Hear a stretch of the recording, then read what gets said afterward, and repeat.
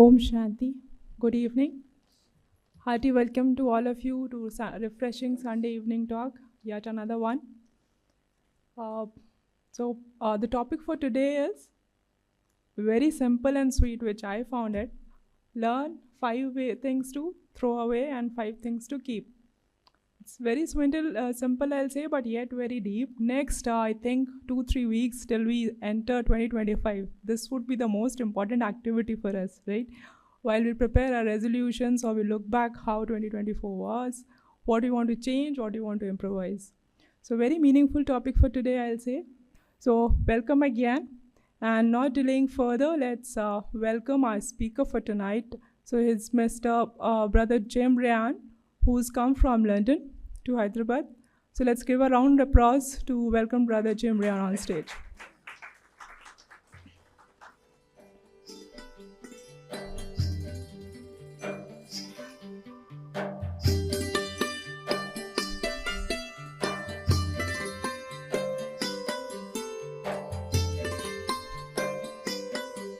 We can give one more round of applause for Brother here.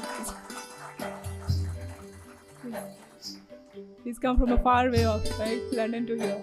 So, a brief introduction about Brother. So, he has been practicing Raj Yoga meditation for last 40 years. He's a very fortunate soul who's received this divine knowledge of Brahma Kumaris, the meditations, and other respective things from none other than Dadi Janki herself. So, he is a very, very fortunate soul, and you can understand the amount of divine knowledge he holds. And he stays at Oxford Retreat Center in London. He's also an educationist and a self-motivation or leader, and he takes a lot of workshops around it. He has authored a good number of books about mindful thinking, meditation. So over to Brother Jim to help you learn those 5 things to keep and 5 things to throw away. Hello, welcome everybody. Nice to meet you all. Thank you. It's interesting, isn't it, that the topic, I'll try to speak slowly, not too quick. That's the main thing. It's quite interesting, life is all about throwing away, accumulating, isn't it? This is kind of a common, it's almost a common law. In India, you're very common with and acquainted with karma, of course. And this is really about what we take and what we give away. And in the West, it's very much regulated and coordinated by materialism, which says you must accumulate. It's about taking, accumulating, and and holding on to it. It's not sharing it. And what happens is that you accumulate and you hold on to it. But what happens is that you can't keep it because circumstances and situations occur, like tsunamis or stock exchange crashes. It all takes it away. So you don't give it away, it's taken away. And so, in a way, this is why people experience trauma. It's automatically wrenched away. And also like life and death, isn't it? This is, our life is pulled away from us generally, and we're not expecting it, we're not wanting it.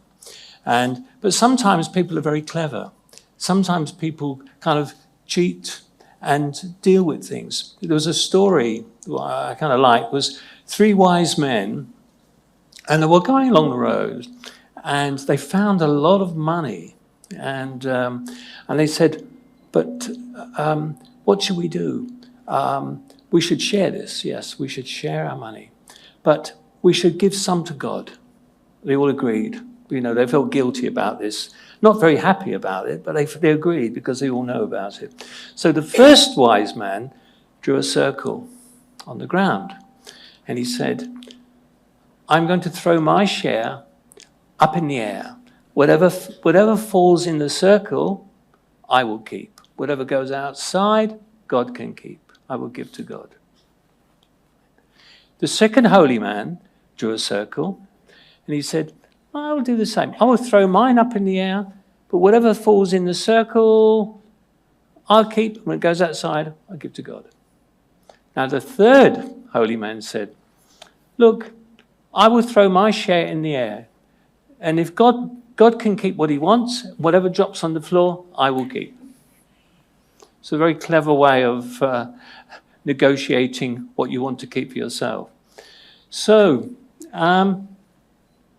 you must have, when you saw the topic, what to throw away, what to keep, you must have maybe thought about some things you would like to throw away. Is there anything that comes to your mind? What would you like to throw away? Is there one thing at this moment in your life that you'd like to throw away, like to get away?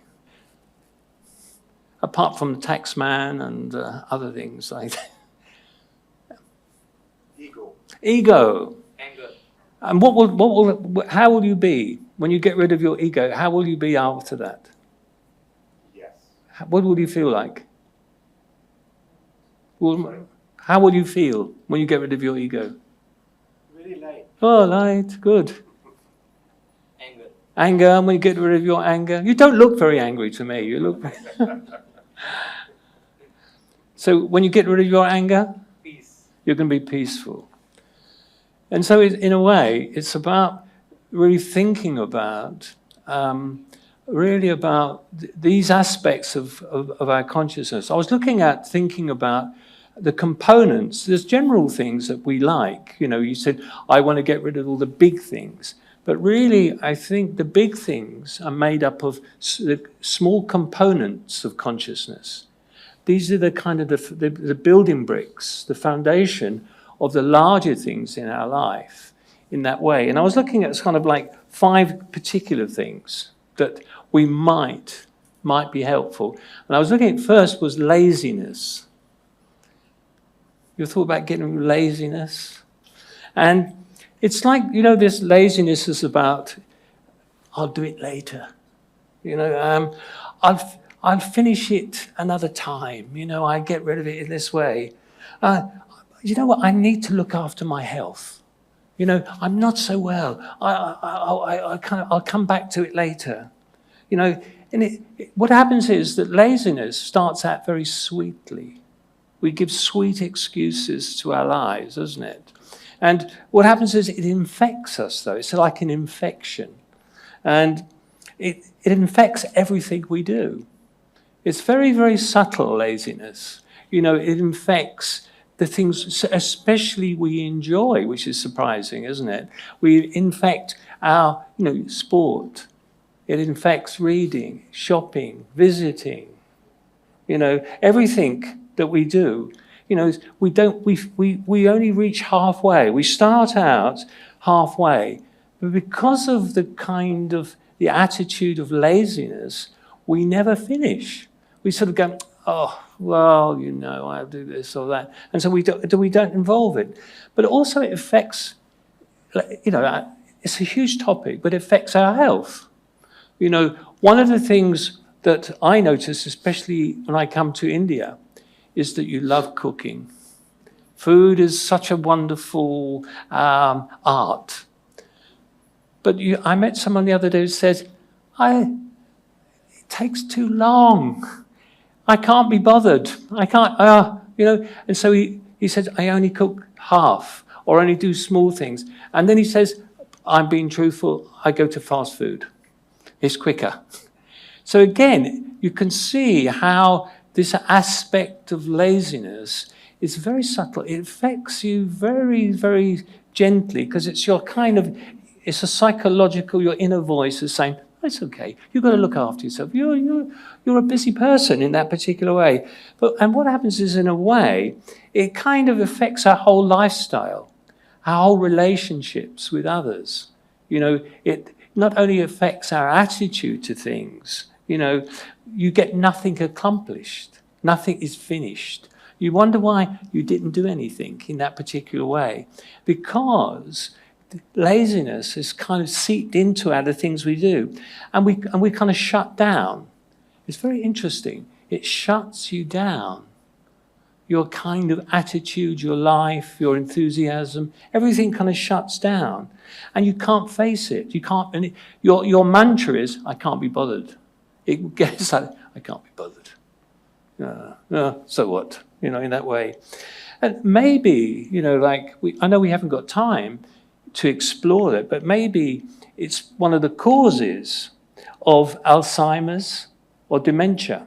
Because what's happening is we're sending a message to our body cells to shut down. It's like you're not facing it.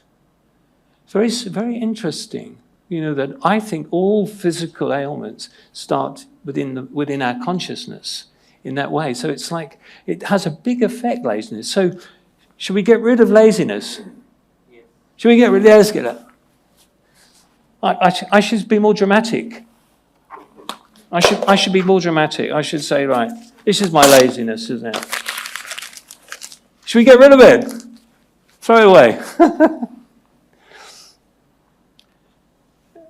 So I was thinking also another area that I was looking at, thinking is jealousy. Do any of you get jealous? No? It's very common. Jealousy is very subtle. I'm looking at small components. I'm not looking at big stuff. When you come to kind of spiritual lectures, they talk about peace and love, but really the small constituents are these things like jealousy. We can't tolerate seeing other people happy or successful. It kind of like you see it and you go, very good. Your lips like this. But inside, there's a kind of envy. You dislike in that particular way. It's quite interesting, isn't it?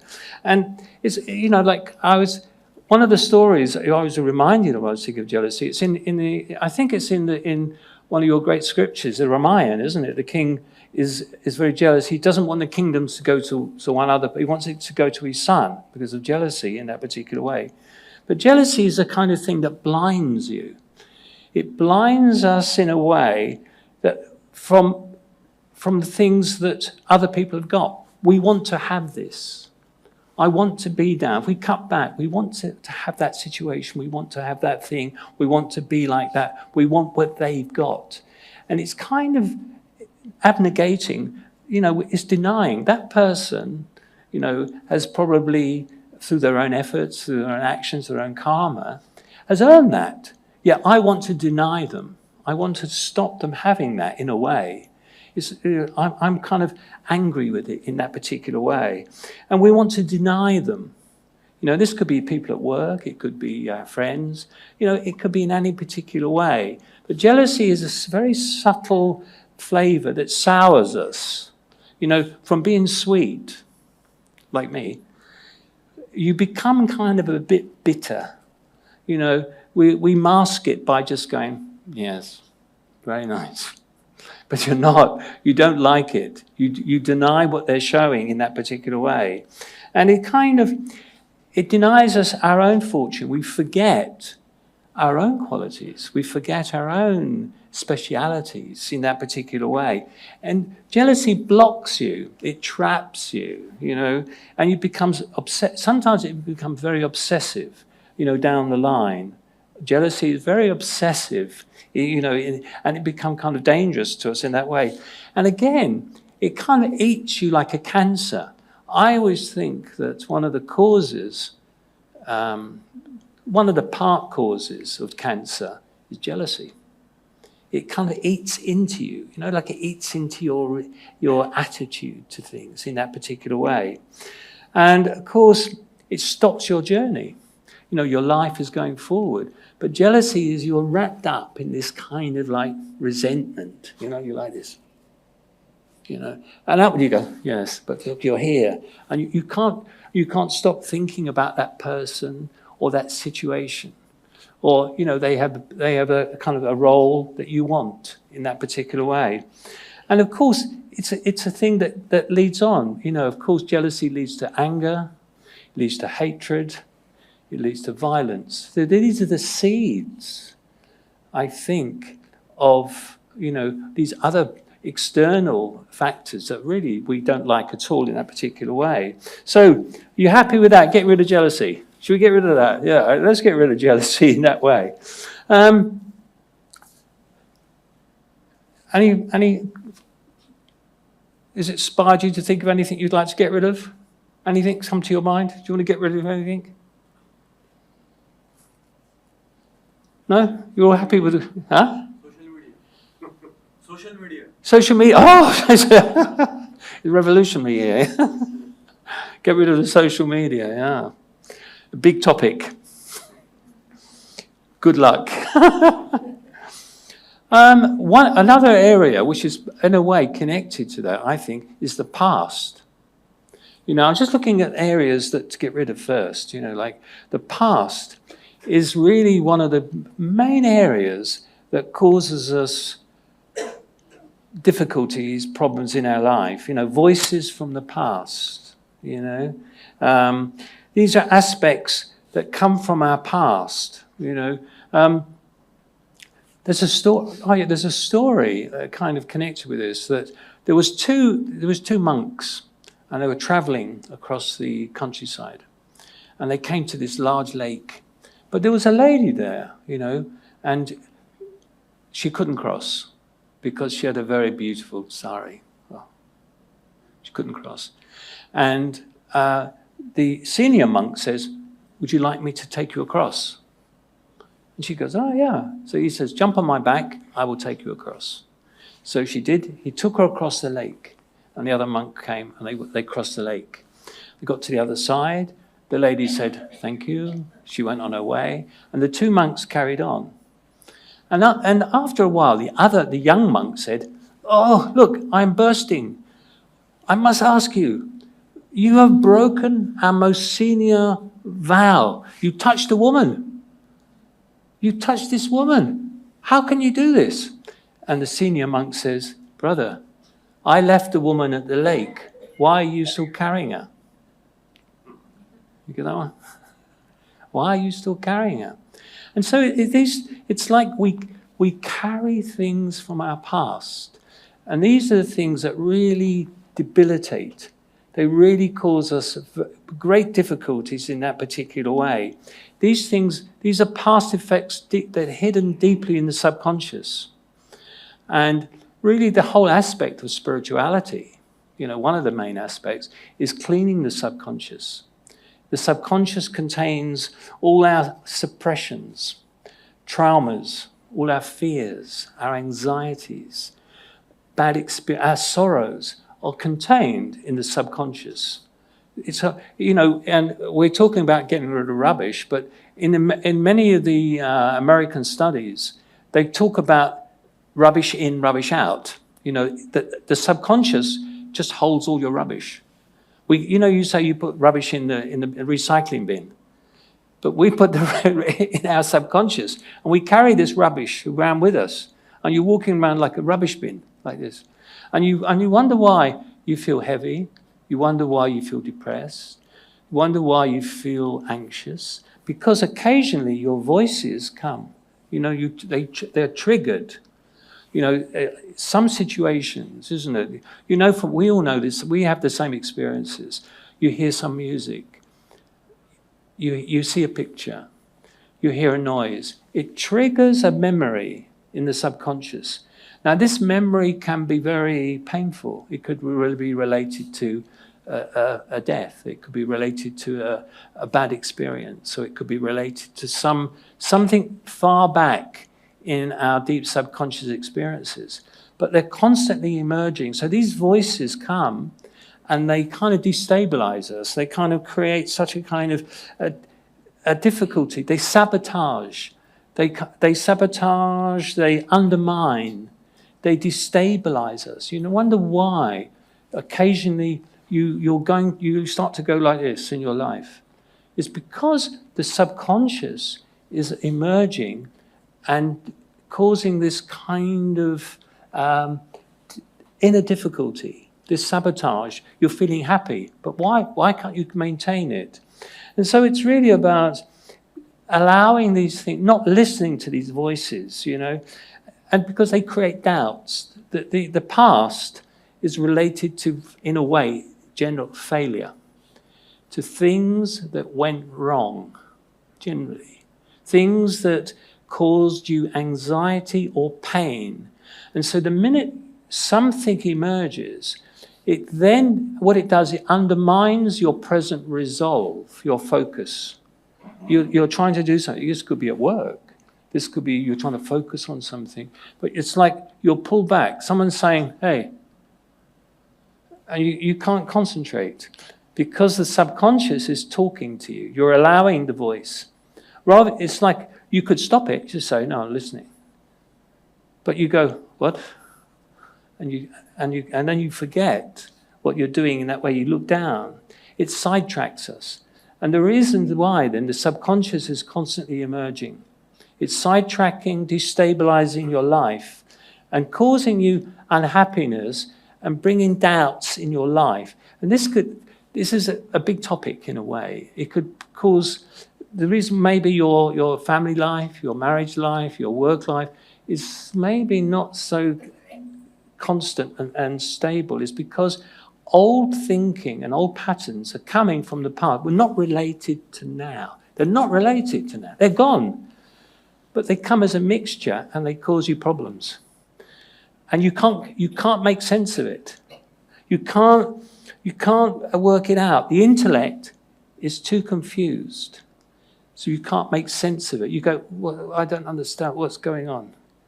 The intellect needs to be clear. So this is why, meditation is really about decluttering. It's like, you go into a state, it's all here, you step back, and the intellect can see. If I go here, it's all going crazy. It's all, as they say, someone told me today, ugram bugram. All a big mess in that particular way. And you can't make sense of it. And so it paralyzes you in a way. You have a kind of paralysis of awareness. It's quite dramatic in a way, isn't it? Your past is paralyzing. So the problem is not your workplace. It's not your family. It's not your husband or your wife. It's not your kids. It's your subconscious. Blame your subconscious. So we need to get rid of the subconscious. Throw it out in that particular way. But if you don't, it creates a downward spiral in your life. You'll create eventually a downward spiral, and you'll start to feel hopeless. You'll start to kind of feel confused and very anxious. Anxiety will increase. The more you allow the voices of your past to kind of talk to you, to kind of articulate their kind of confusion in that way. And so we're just looking at throwing out, not looking at too many solutions, but very briefly, it's like meditation brings you into the present. It kind of helps you strengthen your intellect, enabling you not to listen to the voices. It shuts the door, basically. It shuts the door to the past, but also cleans it. Enables you to clean it and then focus on the present. And then so you can be more effective and more present and more kind of aware at that moment. So should we get rid of the past? I won't tell any more out, I'll fall over. Throw it, let's throw away. Our fourth one, I think it's the fourth one, isn't it? Yeah. One that I was thinking of is I-ness. I-ness, okay? I know. This is familiar. You know this song? You hear it at work with your friends? I know. I'm right. I believe. I think. I did this. And so on. I'm lovely. Do you think I'm lovely? But it's a really incredible dagger. It really digs deep into your kind of well-being, And I will create other I-ness. There's many friends, I-ness, because it creates isolation. Another isolation.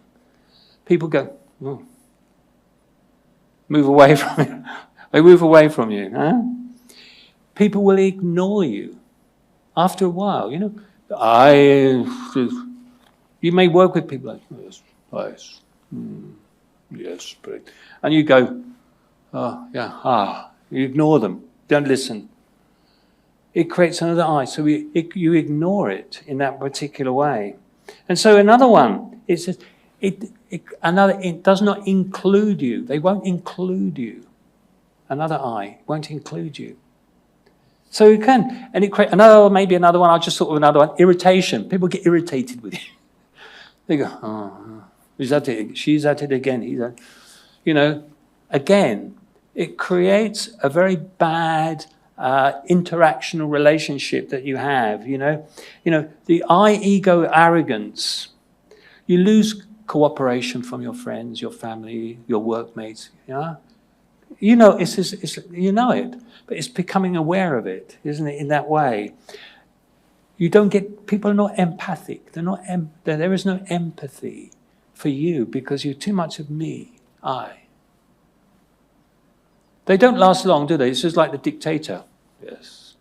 Eventually people shoot them in that way. You don't get support. People won't support you. And I say, why is that?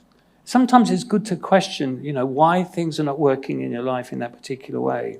So, and you get what is the return of I-ness? The return is people will be very, maybe aggressive to you. They will start to hate you. And so, that thing. It will happen. And this is why we have these kind of circumstances and these situations. And, we're not looking so much at solutions here, but, the easy thing is, what do you think? Simple answer, what do you think? How often do they say that? What's your ideas? Oh, I like that. Immediately you go, you come close. It's interesting, isn't it? The dance in that particular way. Move on quick. We'll get rid of I-ness. Throw away. Last one of my 5. There's lots that we could go on. But the last one, dependency. I was thinking, are you dependent on people, circumstances, situations in that particular way? There's a story. I'll tell you a story.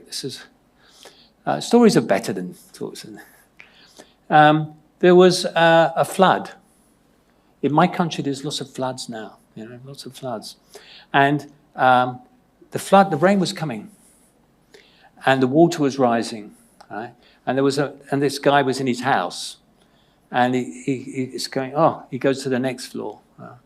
And a boat comes and says, hey, quick, jump in the boat. The water's rising. And he says, no, God will help me. I've always had faith, God will help me. Rain comes, the water rises. Next floor, he goes up. And another boat comes. He says, quick, you're dangerous. Jump in the boat, quick. It's dangerous, come. And he says, no, God will help me. I have faith in God. He will never, no. The rain comes down, the water rises, and it's up. He's on the roof now. It's coming up maybe up to here. And a helicopter comes. And he says, oh, quick, jump on the helicopter. He says, no, I will never have faith in God. I will not lose this. I have faith in God. And the helicopter goes. You know the story? Water rises, he drowns. Okay? And next day, maybe 2 days, he's in front of God. And he says, God, you know I love you. He says, yes, my boy, I know. He said, but why did you let me drown? I'm a good soul. Why did you help me? And God says, I don't know. I sent 2 boats and a helicopter to help you. So it's like we want other people to do it. He did make the effort. He just thought God will help him. But we want others to do it for us. There's this kind of dependency in that particular way. Things will work out. You have this philosophy. Oh, things will work out. Oh, okay, don't worry about it. It's okay, don't worry. God will help you. People will help you.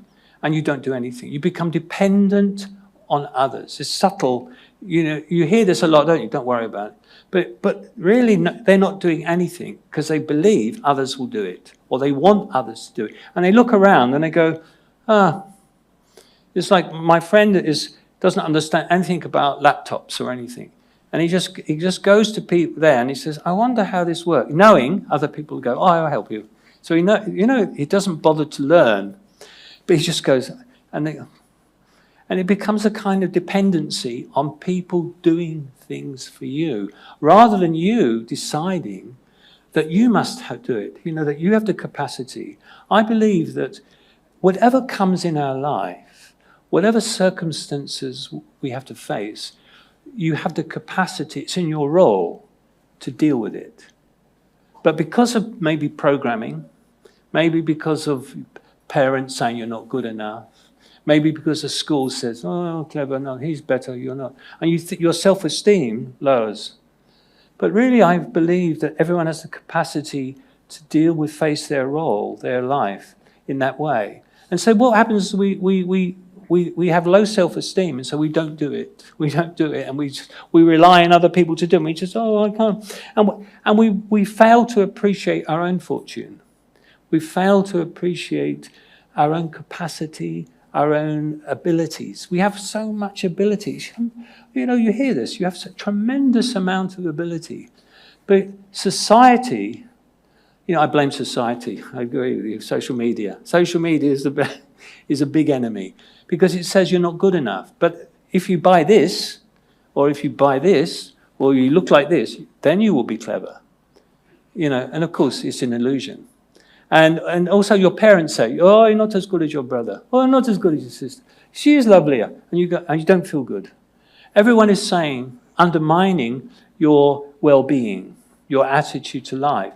And so in a way, we have to spirituality is really about relearning or revisiting our own abilities, qualities, capacities, and renewing our approach to life. It's like cutting off from those areas which creates dependency. Society, materialism, wants you to be dependent. It wants you to want them. It's another big topic. But I think we all understand, society is constantly trying to undermine your own self-esteem, your own ability to deal with life. And so we can do this. We mustn't deny it in that particular way. So I think it's a very important area that we need to deal with. We've got the capacity, or we've got the self-worth to do this. I'm just reminding of another story connected to God. Hello, God. A guy was complaining to God. He says, God, I pray every day. Oh, I pray every day. I want to win the lottery. Every day. And you don't let me win the lottery. Why not? And God says, well, at least you should buy the lottery ticket. He didn't buy the ticket. He wants God to, but he doesn't buy it. He does not take the action. Yeah. Anyway. So we got rid of that's my 5. Rubbish. Get rid of it. Anyone like to add any more? Would you like to add any more rubbish you'd like to add? Come to your mind. Huh? You agree with any of those or disagree? Right, okay. So, what do we need to keep? This is the thing, isn't it? What do we need to hold on to? This this kind of like get rid of, accumulate. It's a kind of a flow, isn't it? This is the natural flow of our own life, isn't it? That we get, stuff comes and it goes, isn't it? It's like Tai Chi, isn't it? Tai Chi is this, we move in this way. Things come and we move away from it. But in a gentle way, in a kind of powerful way, in that particular way. So, I was thinking, what shall I think about? I was thinking, for me, one of the most powerful things, effective things, is kindness. Does that surprise you? Being kind. Maybe in not so much your society, but in my society, it's like a foreign language. It's an alien effect. People are not kind in that way. And I think spirituality teaches us that all souls have true positive intentions. And this is the whole thing. That it says that when we incarnate with our own positivity. We're all essentially good. We're all essentially good. But because of influences and circumstances, influence is another big topic, but you know the influences are manifold. Influences and circumstances sidetrack us. They kind of, again, divert us. Again, I use the word sabotage us. They stop us being who we can be, who we should be, you know. And for others, there's also others maybe that many people can't express themselves. You know, that they can't articulate what they feel. You know, they can't say clearly, you know. And it's a bit, I suppose it's a bit like, it's a fear of being criticized. You know, that if you go somewhere, people might want to say something, but they're frightened they might say the wrong word. Or they might not say clearly. Or people might be critical of them. Because our society is very critical. You need to be clever. You need to be smart. And so they think, I am not smart. I can't express myself in that particular way. I'm not sure. So I think we need to help and support each other. You know, we need to nurture everyone's good intentions and not criticize. You know, when someone is speaking, is to understand that they're trying to articulate their soul. They're trying to show what they feel. It's like the part of the evolution of consciousness. They're trying to say something. And many people go, no, dismiss it. You know, tune out. Like if it's not clear, not me. It's like, you know, you go to the business. You've got to be quick. It's only quick. Oh, no, I have no time. Goodbye. Goodbye. They're not goodbyes. They're naughty byes. But kindness is about understanding this. It's about having that compassion for that soul. You know, it's like helping them. It's about love. It's helping their self-esteem, help them to develop it, help them move forward, you know. It's about enabling them to, it's encouraging them. Saying, okay. And it's about, you know the language, you know the body language, you know, it's like a smile. When someone's talking and it's not clear, but you just go, okay. Immediately that sends a signal, isn't it? It's like, they're not rejecting me in that way, you know. Or nod of agreement. I see. I mean, that's a powerful signal. And they go, they feel they can still talk. Maybe in the past, their teacher, their parents, their work things are no time. Shut off in that way. And it's words like a very powerful word of kindness. I like that. To say that, you know, I like what you said. How often do you say that to your friends? When someone says, and you say, I like that too. Immediately, incredible energy is released. Very powerful in that particular way, you know. And so kindness is, I think, one of the most important qualities in spirituality. Being kind to each other. Spirituality is not just about philosophy and nodding and agreeing and sort of like understanding all these. It's really the practical relationship we have with each other. Be kind to each other. Allow people to grow. It's like we allow people to develop. You know, it's like helping that spiritual evolution in that particular way. So I think it's very important to nurture people's good intentions in that particular way. So I would like to say that would be my number one, kindness. I would like to kind of like we should help to accept kindness in that way. Any comments on? Would you agree? Kindness. It's a good one though, isn't it? It's nice. My second one that I'd like to keep, I think we should keep, is listening. Are you good listeners? Who's asleep? Somebody asleep. But it's listening. I think this is a thing that in many societies, people aren't good at listening. You know? So I'll tell you a story. It's a story. I think it's a true story. Maybe not. It's a story. There's a guy. He was a very good devotee, and he was coming out of the temple, right? And I heard this in English. Some guy told me in the story in English. Story. So, and he comes out of the temple, and he was Hari Om, Hari Om, and he comes out, and immediately a lorry comes, smack it down. Huh? The paramedics come, rushing. Oh, quick! You know, we must take him, deal with him. And after a while, they put him in the hospital in the van, and they bring him home, and knocks at the door. And his wife says, "What? Why did you bring him? He needs help. He's dying. He's seriously injured. You brought him here." They said, "We didn't know what to do." He came out and he kept saying, "Hari Om, Hari Om, Hari Om." You got it? Hurry home. Yeah, hurry home. I've explained the joke. Hurry home. So is it because they weren't listening? It's a joke on listening. So I think everybody has a story to tell, you know, in that particular way. You know. But we're not kind of we're not skilled again, you know.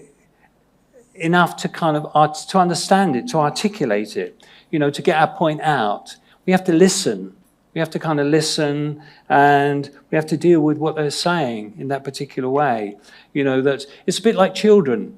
You know, like you don't criticize a child when they're trying to explain. You know, because it takes a while. You know, they want to say something, and they'll tell you about the bird in the tree. They'll tell you about school. They'll tell you about, you know, their friend. And then they'll tell you that they've set fire to the house next door. Take you 5 minutes before you get to it, because you've got to listen. In that way, it's about listening to it till you get to the point. And so listening is about really tuning in, listening very carefully, you know, spiritually to that person. But we need patience. To listen, we need really a lot of patience and understanding in that particular way. Not to tune out. You know, sometimes we tune out. You know, we kind of dismiss the person. We kind of like, we're not listening. You know, oh, okay. Ah. And maybe something very important was said. Something very kind of deep. But we need to stand back. I think listening is really about just standing back and respecting and understanding and waiting for that person to reveal what they have to say. Everyone has something important to say. But sometimes they stop because they can see you like switching off. You know, you're going, oh, okay, yeah. Yeah, and you turn and they stop. This could be your family, this could be your friend, it could be somebody at work. And maybe it's something important they need to say or they wanted to say, but you weren't available. You know, you're not available. Be available for each other. And imagine if you're available, then people are available to you. Because at times you will need people to listen to you. And you need people to kind of to understand. You know, you're going through stuff. We all go through stuff. And you go through trauma. You go through difficulties. And you need someone you need someone that you can articulate, because when we're explaining to ourselves, not to the person really. But you need someone to listen. They're listening. And you're talking, but you're talking to yourself. You're talking to yourself. But they're just saying, fine, it's okay. Keep going. Yeah. And so this enables you to grow in this way. So it's a very important quality in our workplace, in families, in relationships, to listen to each other and appreciate that what we have, what we need to do, you know, catch the intention, I think. Catch the intention. Sometimes they're not even clear. Just listening, and maybe they're saying this, but they mean this. But you help them to go, this. Help the bridge it, like this. And they go, oh, thank you. So it's very important. Just a simple, very simple, isn't it? This is not a big thing, but it needs big patience. It needs qualities in that particular way. And so we can cooperate, and they will cooperate with you, appreciate each other, and we can add our support to each other in that particular way. Are you happy with that? Yeah, we keep that one. I think another one, my third one is truth. Okay, general big topic, truth. But what I was looking at in truth is we need to keep truth, but it's about being real. It's about being real, not artificial. So I'll tell you another story. I've got a funny story. This is a good story. It's a good story. This woman, all right, there's a lady. She was very ill, and she had a near-death experience. And she found herself in the hospital. She found herself in front of God, and the angel. There's God and the angel, and she said, "God, is it my time now?" And God looks. The angel was the angel, I think, looking at the book. He says, "No. You're not ready yet. No. Sorry, you're not. Oh yeah. No. You have 30 more years. You can go back. Sorry, yeah, 30 more years. 30 years. Oh, thank you, God. Thank you, angel. Oh, 30 years. Oh, and she came down, and she said, 30 years. I'm going to enjoy my life. I'm going to change my hair. I'm going to change my lips. I'm going to change my skin. And she spent thousands. She went to the hospital. Oh, she came out. Film star, like a film. She came out the door, and a lorry came and killed her. She killed. Sorry, the sad story, sorry. And then she was in front of God again. God, but you said I had 30 years. 30 years, God. And God says, yeah, I don't understand it. Yeah. But you know what? We didn't recognize you. Beware if you... So it's a warning. So it's about being real, though. It's about being yourself. Not showing a false face. You know, this is like in our society, in our world, isn't it? You know, it's being yourself. You know, it's living your life, your identity based upon your own self-acceptance. You know, it's not creating an artificial personality.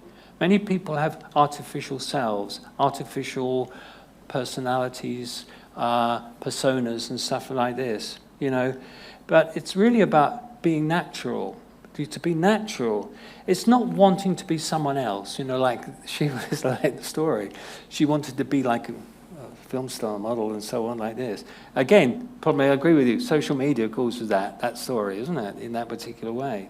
And so it's kind of like, it's about showing who you really are. And what happens is when you are yourself, you know that you can then feel and experience your own qualities, your own natural capacities can be experienced. You know, people then will accept you. They will see that you're real. Everyone knows when someone's being false. You know, you can see it. You can see artificial behaviors, personalities, false faces and stuff. You know, they go around. It's so easy, isn't it? Being nice. You know, false behavior can be worse, isn't it? Pious.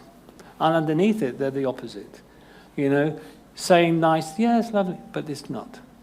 Be real, but not create sorrow. But speak from your heart in that way. Be true to yourself. Be real. There's a story. This is an experience I had that I was doing a talk. You know, I was asked to do a talk in this place. They usually had 2 people, and I said, I was a bit nervous, you know. But the other person didn't turn up. And I'm going, it was like 2 people sharing, you know, like 20 minutes. And I saw a girl that I knew that she was doing meditation. I said, would you like to say something? Help me out. And she goes, okay. She came up. I said, look, just say some things. And she goes, okay. And I spoke, like, all right. And the audience were going, mm-hmm. And when she spoke, she just said, like, everything. Everything came out about her mother, her children, her kids, next door neighbor, everything. I'm going, oh God, I'll be home soon, it'll be over. It was terrible. It was like, from that perspective, it was very like, I'm dying listening. And afterwards I said, well, I'll be home soon anyway, it'll be over. And what happened was that at the end of the program, people said they rushed forward and they loved this girl.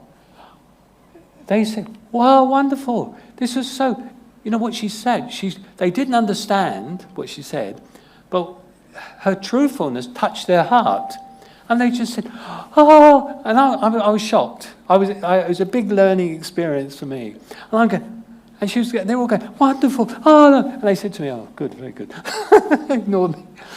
So it's really about being true, but living your truth. Don't worry about what other people may think or other people may say. Just, okay, check, but be real, be who yourself, and speak from your heart. I think this really makes impact. This makes impact. They may not agree with you, but that doesn't matter. You can say, well, this is my opinion, okay. But they respect it in that way. But you must hold your self-esteem. And I think it's such a very powerful spiritual state to be in. And it will help your life. I think it will help. You will feel content. There's nothing worse, isn't it, when you can't express yourself, or you can't be yourself. You become somebody else. It's not you in that way. So I think, in a way, that's an important thing in that way. That kind of experience. How am I doing? I'm looking at the time. I think I've got one more. I've got one more to go, I think. Yeah, okay. Last one. Humour.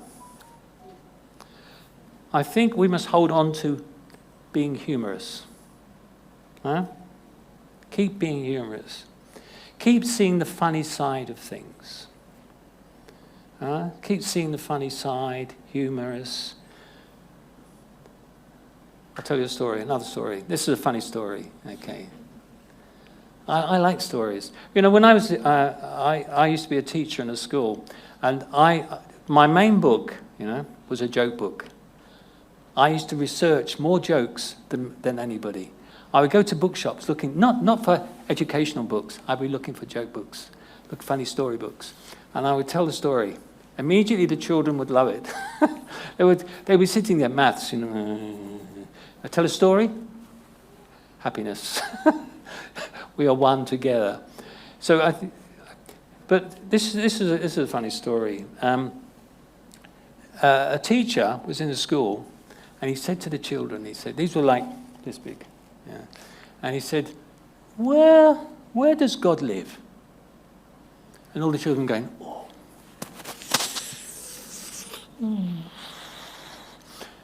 And one little girl says, I know. He said, where? Where does God live? He lives in the bathroom. Oh, said the teacher, bathroom? Oh, okay, bathroom. Why do you say that? She said, well, every day, my dad, he goes up the stairs, he bangs on the bathroom door and says, God, are you still in there? Children, eh? So, I think it's about being light, being easy, yeah? This is very crucial. That we're talking a little bit about health, but, your health really is related to how your attitude to life, and having less tension, being easy, being flexible. Humor is really this kind of this adaptability. You're like a tree, yeah? Tree doesn't. It's not stiff. It moves, doesn't it? With the wind. So you're moving. Humor creates this kind of an energy, and I think humor and laughter. What it does, it has three main effects that it can bring to us. One, it breaks down barriers immediately. If you're light, you tell a joke, story, you're easy. Immediately the barrier's broken down. You know, this tension. If you go to an office, it's like everyone is like this, like sticks. Immediately it creates a kind of a unity, a closeness. Secondly, what it does, it creates new attitudes. You know, lightness, humor, creates new attitudes, viewpoints. It moves things around. You know, like you can be more flexible. You know, lots of companies work with humor, beginning to, not so many, and into creativity, because the mind becomes more flexible and becomes more malleable, so it can actually then become more fluid, the fluidity of consciousness in that particular way. And thirdly, it connects and creates new relationships, you know, new lifestyles, new awarenesses, and so much. So there's a big effect in that particular way, you know. And just thought, I'll forget this. I'll tell you, this is a good joke. I just remembered it now. A man was going. I'll use an example from your society. A man goes to the market, and he says, "I'm looking for some gifts to take home." He says, "Oh, come! I have a skull of Mahatma Gandhi. Oh, 1,000 rupees. 1,000! That's too much. Mahatma Gandhi, skull." He said, "I can't afford it." He walked away. He says, "No, come back. I have a skull of Mahatma Gandhi as a boy. 500. Oh boy, same skull. Never mind, it didn't work. Or I could tell you another joke. Tell you another one that doesn't work. We must have more jokes about. I'll tell you about the police. And police made an announcement that some robbers had broken into the police station and stole all the toilet bowls from the police station, and toilet bowls and things. And the next day, the police made an announcement. The police have got nothing to go on. No, you got that one? No, okay. They can't go on it because there are no toilet bowls. Okay. That joke fell flat. But laughter is interesting. But it's very interesting that now a lot of studies are showing that when you laugh and you smile, it releases dopamines, you know, which is a kind of the body's feel-good chemical into your brain. Immediately, a huge amount apparently. I read some study that a huge amount of dopamine, which makes you feel good. And it helps the immune system. It floods your system, and it releases stress and tension, and you start to feel better.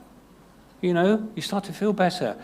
Not just because of the story, but because of the dopamine is being released into your body. It's quite interesting that most of the things we're talking about have a kind of physiological effect within our consciousness, within our body.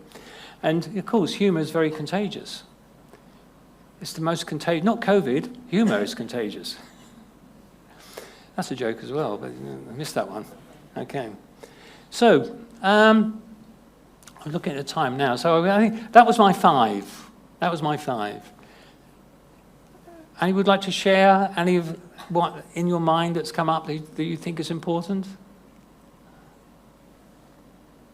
Anything you'd like to say? Anything? Any comments? Sir, from the story we learned that God helps those who help themselves. Very true. No questions? Or, yeah, sorry. One more thing to keep bringing to understand.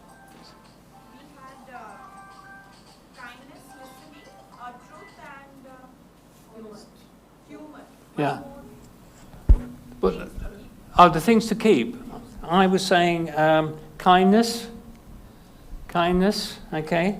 Truth, cooperation. Cooperation we have not heard Huh? from you. We didn't do cooperation. No. Okay, I've got more time. Have I got time? I'll do cooperation then. Shall I do cooperation? Yes. Okay. I'll do a story with cooperation.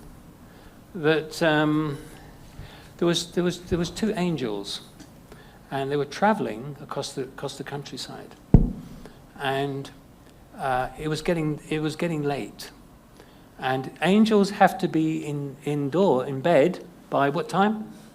9 o'clock. Yeah, 9 o'clock. Yeah. And the angel said, "We must go to bed." The junior angel said, "We must go." So they knocked at the door of this very big house, a big rich house. And the rich man was very arrogant. He said, "Okay, angels, you can stay in the barn." He said, "Go in the barn." So they went into the barn, and they slept on the hay. And during the night, the senior angel noticed there was a hole in the wall, and he fixed it. He got some brickwork and fixed the hole up, closed it up. The other angel noticed, didn't say anything. They got up, they said goodbye, carried on their journey. As they were travelling, because they had a long journey to go, the next day, it was getting 9 o'clock. They had to go to bed quick. It's 9 o'clock. Oof. So there was nobody around except this very poor person's house, very old poor house. They knocked at the door, and it was a poor farmer. They had not much money, not much food, but he was very loving, very accepting, and he gave him his bed, he gave him his food, everything. And they gave lots of love and help. And they slept the night. The next morning, they woke up and they found that the farmer's cow had died. Now, the cow was very important because that's the only wealth they had, was the one cow. And they just said, drama. Sorry. They said goodbye, and they went on their way. Now, after a while, the young angel said, "Look, I cannot bear this. I must ask you, why? Look, you went to the rich man's house, and you fixed his wall. He was greedy." And he said, "Things are not what they seem. I noticed in the wall there was treasure, jewelry. So I covered it, because if he discovered it, he would become more greedy. So I hid this. Things are not what they seem."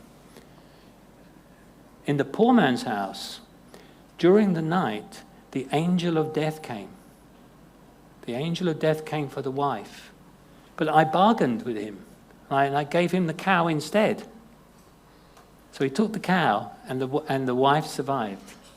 Things are not what they seem. So a story of angelic cooperation. The angels helped both. He cooperated with them both in that particular way. So in a way, we see a world today falling apart, fragmenting, dissolving, going through lots of kind of chaos in this particular way. And I think people are isolated. They're scared, aren't they? They're lonely, they're frightened, they're full of kind of inhibitions at this particular time, And people need support. They need support, they need help, they need guidance, so much. In hundreds of ways. We know so many ways they need this in a particular way. And at different times, in that particular way, we can do this. And you know yourself what is to give cooperation. You know yourself that when you give, how many times when you've helped somebody, what do you feel? You feel good, don't you? Immediately there's this feel-good feeling. There's this feeling of well-being, contentment, because what's happening is that you're naturally connecting with your innate goodness within yourself. The soul's innate spiritual state of goodness is actually being animated, is being worked on, is being connected with. So you feel good. So these are signs of kind of doing the right thing. Often you say, how do we know we're doing the right thing? Often your own consciousness will tell you that this is the right thing. And it's like also the other person will be thankful. Their blessings reach you as well. People in their heart will say thank you. Any help you give people, they'll say thanks. People are very grateful, aren't they? Even for small things, just doing a bit of help. And so we connect to the universal connection of God's pure consciousness and God's great family, which is like a spiritual energy field. And when we connect with it and we do good to it, we receive the return of it in this way. And when we cooperate with people's plans, ideals, and their kind of formulations, what happens is we learn from that as well.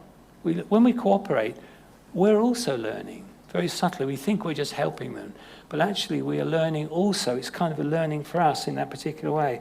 And we draw closer to them and to God's love. So cooperation is a very powerful and effective way. And of course, it would be remiss for me to say that, of course, the greatest way we can cooperate is through meditation. But meditation, I think, from my personal experience, that it's very difficult now to connect with people through words. It's very difficult to, because of we mentioned earlier, the intellects are very confused, or they misinterpret. It's very difficult to connect because of so many influences. How to help people wherever they live. But meditation is about transcendence. We step back and we work on a subtle level. You're working on a subtle plane, working with pure energy. And you can help people wherever they are. You can immerse them and send energy. Because, you know, the whole phenomenal world is an energetic body. So we're using thought energy in an energetic field. And we're sending that energy, positive energy, to that person. And they will receive that help in this cooperation, maybe just through feeling better. Maybe something they're struggling with is lifted. Something that they are wanting to understand. In that way. So meditation is such a powerful way of communication and support and cooperation. It's a big topic. You guys come here and you hear this. But really it's a very powerful means to help each other. We cooperate with ourselves and with our own nature, but we can help each other through meditation. It's like you go beyond the kind of confusion, the lower energy field, which is very entangled, very mixed up, very blocked. But you go beyond it so you can reach into it in that particular way, because it's a pure energy, thought energy. It just needs practice. It doesn't happen. You do need to practice in that particular way, but it's a very powerful way to cooperate.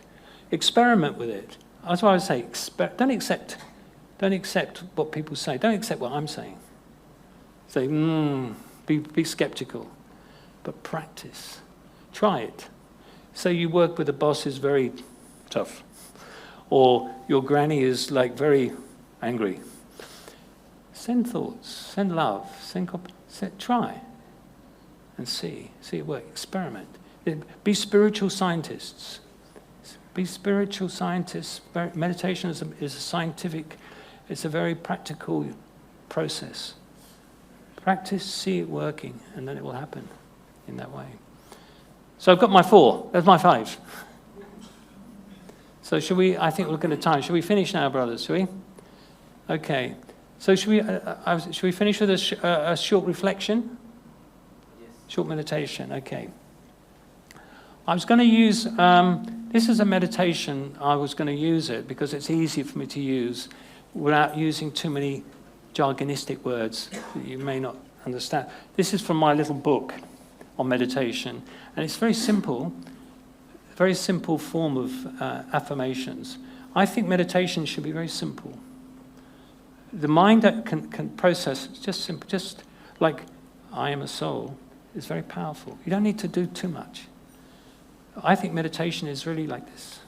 Very simple, powerful. You can do this.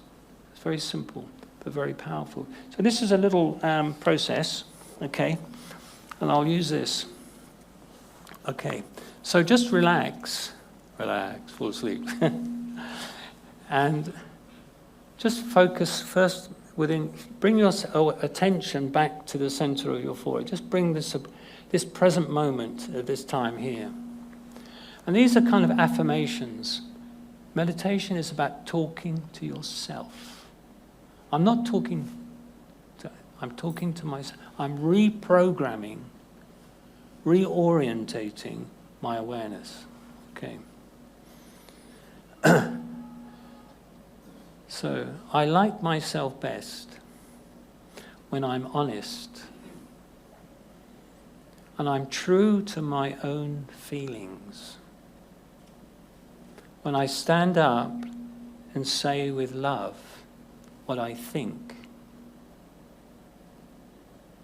I like myself best when I confront an issue, but don't take issue.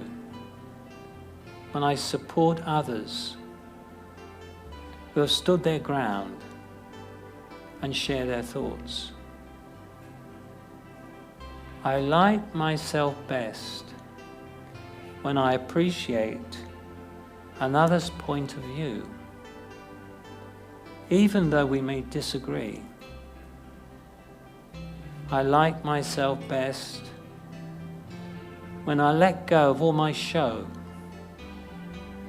and my false and artificial faces that smile and nod but mean the opposite.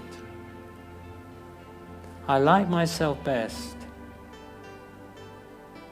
when I see a difference, but I have no criticism and I make no personal comment.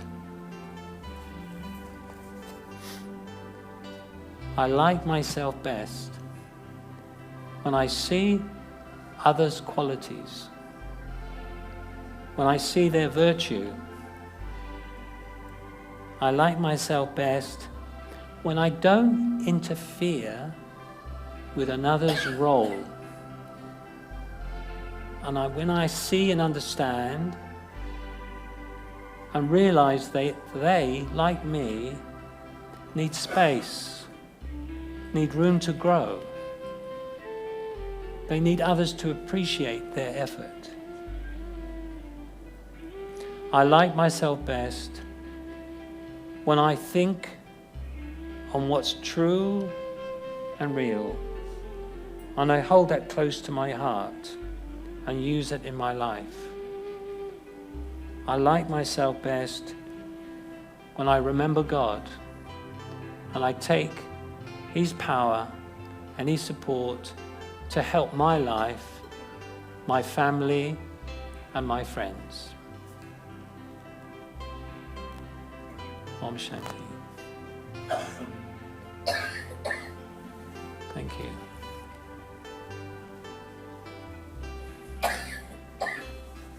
So, here comes the lady. What was the first thing to throw away? Laziness. Second? Jealousy or resentment. Third one? Past. Fourth one? I-ness. And the last one? Dependency. Or undermining our self-worth, if you see in the real extent. Now going to the better side, right? So what we have to keep? The first one? Cool. Second one? Listening. Third one? All of you? Cooperation. Third one? Sorry, fourth one. Yeah, I am learning from them. Fourth one? Truth. And the last one? Thank you. Thank you. Big round of applause for all of you also. So a couple of announcements. The first one, I'd like to share the new calendar for 2025. It's a desktop calendar, the table calendar what we have from Shanti Sarovar. So if you see, it has beautiful quotes, images. This is how it looks, month by month. You have the quotes here, you'll have the dates, the images, and it has your Telangana national, the state holidays printed out clearly. So if you're interested, you can check out at the literature shop below. So I think it would be a very good gift for yourself and even for your friends or in your workplace if you want to gift it to somebody. And the other one would be like, please take the prasad from here itself on the same floor. Below there's a different program going on, so there's a different set of things there. So please have the prasad from here, okay? And see you all the next week. Thank you. So, good evening. I appreciate from the bottom of my heart, हृदय की गहनतम गहराई से मैं आपका बहुत आभार व्यक्त करता हूँ This is something क्लिष्ट हिंदी है. Okay. I hope it's good. Okay. And according to his name, the gem, and really all the advices are valuable like a gem. So I appreciate Thank you. that. I, as a neurosurgeon, understand the brain well, and the humor which he has said, I am also known as a humorous neurosurgeon. So I would like to say, as he very correctly said, that how it improves the health, and there are so many scientific things like the dopamine and endorphin. You say morphine to take and be happy. You can generate endorphin in your body. Liver is generating 3,000 chemicals into your body, and you can generate that. The best pharmacy, the superior most pharmacy in this universe, in this world, is in yourself, not outside. So what he has said, all these kinds of the things which he has said, to throw away means throw away the adrenaline which is generated in your body, and it is a inflammatory things which causes lot of damage to your body. And take up good things like kindness and humor, and all these things generate the healing power into your body. So the combination of what you throw away, but you cannot throw away always, you always replace. Heart can never stop, brain will never stop. So all what he said, throw away, are being replaced with what he said, that replace with these things. At the last, there is a saying that the one who make others to laugh and who laughs does not go to the heaven. जो हंसते और हंसाते हैं वो स्वर्ग नहीं जाते. Because wherever they live, they make it heaven. वे जहाँ रहते हैं उसे ही स्वर्ग बना देते हैं. And that is what we learned today. And I tell you, they were listening so well. So one of our behan also said that what is that fourth one which you have not mentioned? Yeah, very good. So you have generated such a power that we have become a good listener also. Yeah. Right? There are so many things which about the jealousy, as he has said, and he said that the stories. So I will also say the story that one fellow wanted, and God was very happy with him, and he says that God says, whatever you want, you ask me, I will give you. But there is one thing, whatever you get, double of it your neighbor will get. All of you know the story, but I want to emphasize because how we are able to harm ourselves, but then the other should not get benefit. So he said, get me one bungalow. And immediately there was one bungalow. On the neighbor side, there were two bungalows.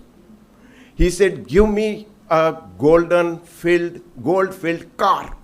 Tuck in the port, there was a car. There were two cars on the other side.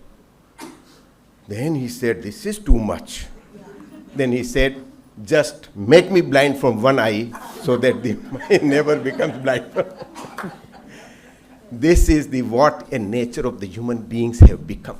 You can harm yourself, but you don't want to see the others to flourish. So I think that whatever the coming 2025, we should be developing it well with our throwing away and getting away and getting into ourselves. Mindfulness is the most important thing in which we otherwise lose our energy. And that is what, through the meditation, with what we learn here, is very important. Whether it is a negative or positive, both way it can harm if you are diverted. There were 5 friends standing on Secunderabad railway station with each other and hugging each other, laughing, jumping, what not they were doing. Suddenly the compartment started running. Chak-pak, chak-pak, chak-pak, chak-pak. They were all hugging each other and laughing and jumping. Chak-pak. And then, whoo! Our compartment has gone away. They all run away. 5 people went inside. One fellow left behind and he was crying. James was going from there and he said, be at least your 4 friends have gone inside. He said, sir, they all 4 came to see me off. Very good. So when you are in emotions, even in positive emotions, you may lose the track. So balance in the life, संतुलन जीवन में आना अत्यंत आवश्यक है. ओम शांति, नमस्कार. Thank you.